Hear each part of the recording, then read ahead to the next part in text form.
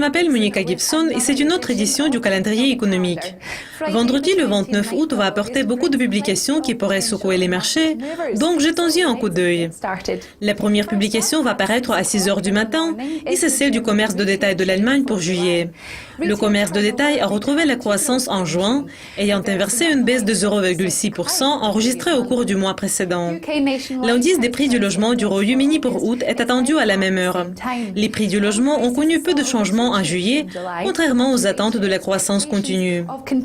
Le baromètre économique KEF de la Suisse pour août va paraître à 7 heures. L'indice a glissé en juillet, s'étant établi au-dessus de sa moyenne à long terme au cours de 4 derniers mois. Deux publications bien attendues sur l'économie de la zone euro vont paraître à 9 heures et l'indice des prix à la consommation préliminaire pour août en est une.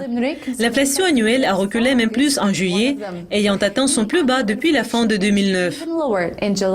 Le taux de chômage pour juillet sera publié à la même heure. La publication de juin est devenue une surprise agréable parmi les données sombres de la zone euro, comme le taux de chômage a enregistré une légère amélioration.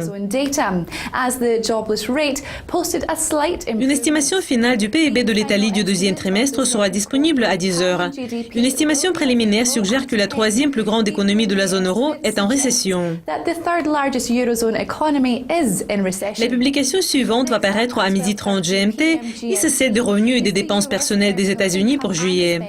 Les dépenses et les revenus ont progressé en ligne avec les prévisions en juin. Le PIB canadien pour juin, qui est d'une grande importance, sera publié à la même heure et cette publication comprend également les données du deuxième trimestre. Le PIB canadien progresse depuis 5 mois et la croissance a été enregistrée dans la plupart des sous-secteurs. L'indice des directeurs d'achat de Chicago pour août va paraître à 14 heures moins le quart. L'indice a vu une forte baisse inattendue en juillet, poussée plus bas par une grande chute dans le domaine de la production et des commandes. Et la version finale de la confiance des consommateurs de l'Université du Michigan pour août va paraître à 1h55. Une estimation préliminaire montre une baisse par rapport à 81,8 points enregistrés en juillet.